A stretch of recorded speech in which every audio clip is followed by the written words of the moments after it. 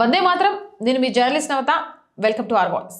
సింధు నది ఒప్పందం పాకిస్తాన్కి అక్షయ పాత్రలాగా భారత రైతులకు అన్యాయంగా జరిగిందని మీకు తెలుసా? నెహ్రూ కాలంలో జరిగిన సింధు నది జలాల ఒప్పందం కేవలం ఒక సంతకం కాదు, అది పంజాబ్, హర్యానా, రాజస్థాన్ రాష్ట్రాల పాలిట ఒక శాపంగా మారిందని విమర్శకుల అభిప్రాయం. పాకిస్తాన్ను ఎలాగైనా సంతృప్తి పరచాలనే ధోరణిలో నెహ్రూ తీసుకున్న నిర్ణయాల వల్ల మన దేశం ఎంత నష్టపోయిందో ఈ క్రింది అంశాలు స్పష్టంగా చెప్తాయి. చాలా క్లియర్గా ఈ వీడియోని వినండి. నదుల పంపకంలో వివక్ష. సింధు నది వ్యవస్థలో ప్రధానమైన 6 నదులలో అత్యధిక నీటి లభ్యత ఉన్న 4 నదులను పాకిస్తాన్కి దారాదత్తం చేశారు. కేవలం 2 నదులను మాత్రమే భారత్కి ఉంచుకున్నారు. ఆ నదుల నీటిని కూడా ఒడిసి పట్టుకోవడంలో 1947 నుంచి 2014 వరకు ఉన్న ప్రభుత్వాలు ఏమాత్రం శ్రద్ధ చూపలేదు. మన రైతులకు చుక్క నీరు లేక అల్లాడుతుంటే మన నీళ్లు మాత్రం పాకిస్తాన్ భూములను తడుపుతూ వచ్చాయి. చైనాతో బ్రహ్మపుత్ర నదిపై లేని పట్టుదల, పాకిస్తాన్తో అంత ఉదారంగా ఒప్పందం కుదుర్చుకున్న నెహ్రూ అదే బ్రహ్మపుత్ర నది విషయంలో చైనాతో కనీసం ఒక్క ఒప్పందాన్ని కూడా చేసుకోలేకపోయారు. ఇది విదేశీ వ్యవహారాల్లో నెహ్రూకున్న ఒక పెద్ద వైఫల్యంగా కనిపిస్తుంది. 2014 తర్వాత ప్రధాని మోదీ ఎప్పుడైతే రక్తం నీరు కలిసి పారవు అని తేల్చి చెప్పి నీలం మరియు ఇతర నదుల నీటిని ఆపడం మొదలుపెట్టారో అప్పుడు పాకిస్తాన్ అసలు స్వరూపం బయటపడింది. మన సొంత నీటిని మనం వాడుకుంటుంటే పాకిస్తాన్ మీడియా మోదీని ఉగ్రవాది అని సంబోధిస్తూ ఏడుపు మొదలుపెట్టారు.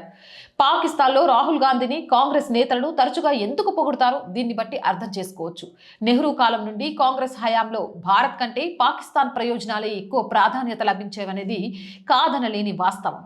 హిందువుల మరియు భారతీయుల ప్రయోజనాలను పణంగా పెట్టి పాకిస్తాన్ని అభివృద్ధి చేయడమే వారి ఎజెండా అని స్పష్టమవుతుంది. విభజన సమయంలో అతి వినయం, పాకిస్తాన్ వీడిపోయే సమయంలో నెహ్రూ భారత ఖజానాను తెరిచి మరీ వారికి నిధులిచ్చారు. చివరికి పాక్ బేగంలకు జూట్లు కూడా తొడిగి సాగనంపినంత వినయం ప్రదర్శించారనే విమర్శలు ఉన్నాయి.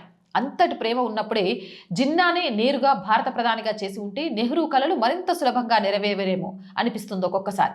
దశాబ్దాల పాటు మన వాటా నీటిని పాకిస్తాన్కి వదిలేసి మన రైతులను వంచిన చరిత్ర నెహ్రూ చేసిన తప్పిదంగా క్లియర్గా తెలుస్తోంది. ఇప్పుడు ఆ తప్పులను సరిదిద్దుతుంటే వస్తున్న ఈ గగ్గోలు చూస్తుంటే పాత పాలకులు ఎంతటి చారిత్రక ద్రోహం చేశారో ఇట్టే అర్థం చేసుకోవచ్చు. అవునంటారా కాదంటారా? మీ అభిప్రాయం ఏంటి? కామెంట్ చేయండి. మోర్ వీడియోస్ కోసం ఛానల్ని వెంటనే సబ్స్క్రైబ్ చేయండి. రోజు చెప్తున్నా అండి, ఆర్ వాయిస్ పొలిటికల్ రెండు మన ఛానల్సే. So please subscribe our channels. Content బాగుంటే లైక్ చేయండి, షేర్ చేయండి. అండ్ మళ్ళీ చెప్తున్నా, ఆర్ వాయిస్ నిజాయితీగా దేశం కోసం, ధర్మం కోసం పనిచేస్తుంది. ఆ అమ్మాయి పడే కష్టానికి ఒక అర్థం ఉంది. ఇలాంటి వాళ్ళకు సహాయాన్ని అందించాలి, ఈ ఛానల్ని నిలబెట్టాలి అనుకున్న వాళ్ళు మాత్రమే ఆర్థికంగా సహాయం చేయండి. వీడియోస్ అన్నీ చూశాక మీకు ఈ ఛానల్ మీద సదాభిప్రాయం ఉంటేనే ఆర్థికంగా సపోర్ట్ చేయండి. అలాంటి మీరు చేసే ₹1 సహాయం అయినా సరే మాకు చేయూతనివ్వడంతో పాటు ఇంకా మాలో కసిగా పనిచేయాలి అనే తాపత్రయాన్ని కలిగిస్తుంది. సపోర్ట్ చేయాలి అనుకుంటే సబ్స్క్రిప్షన్ పక్కన జాయిన్ అనే బటన్ ఉంది. 1 to 5 లెవెల్స్ ఉన్నాయి. ఏదో ఒక లెవెల్లో సపోర్ట్ చేయండి. లేదా స్క్రీన్ మీద గూగుల్ పే, ఫోన్పేతో పాటు అకౌంట్ డీటెయిల్స్ ఉన్నాయి. మీకు తోచిన సహాయాన్ని అందించవచ్చు. వ్యాపార ప్రకటనల కోసం 8328500576 నెంబర్ని సంప్రదించండి. జై హింద్, జై భారత్.